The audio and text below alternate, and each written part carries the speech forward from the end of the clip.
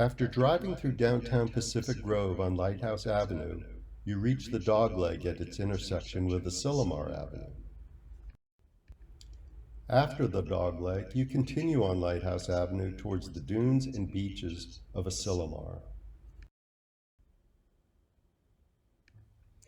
Halfway to the beach, a large building comes into your view on the right. The top of the building is adorned with a spectacular mural celebrating the sea life of Monterey Bay and California's Pacific coast.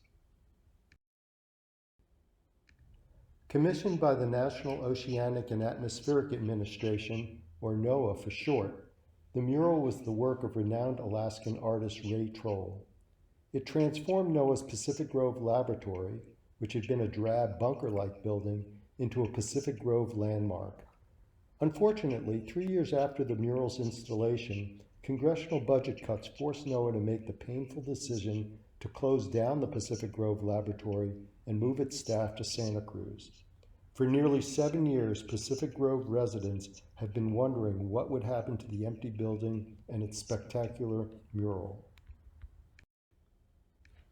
Then 2016 rolled around. Interested in streamlining government processes and privatizing government assets, Congress passed the Federal Assets Sale and Transfer Act. An independent agency, the Public Buildings Reform Board, was set up by FASTA and charged with finding opportunities for the federal government to significantly reduce its inventory of civilian real property and thereby reduce the cost to taxpayers. FASTA allowed the board to streamline the process by waiving the usual requirement that properties have to be offered to other federal agencies, or to state agencies, or to local municipalities before offering them to private parties. Now it is simply sell these assets off to the highest bidder. So far, the board has been unable to sell any of the 12 properties in its charge. Recently, the board has come up with a new plan.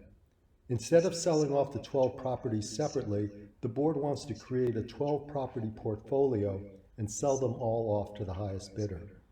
Their goal is to accomplish this portfolio sale during summer 2021. So this is the plan, despite the fact that the properties are spread around the country and range in size and value from the Pacific Grove NOAA building at the small end of the spectrum to properties over an order of magnitude larger and more valuable. I think because all of this is so absurd, our case for getting the building transferred to the city of Pacific Grove is actually quite good if we can secure political support from the city, county, state, and our representatives in Congress.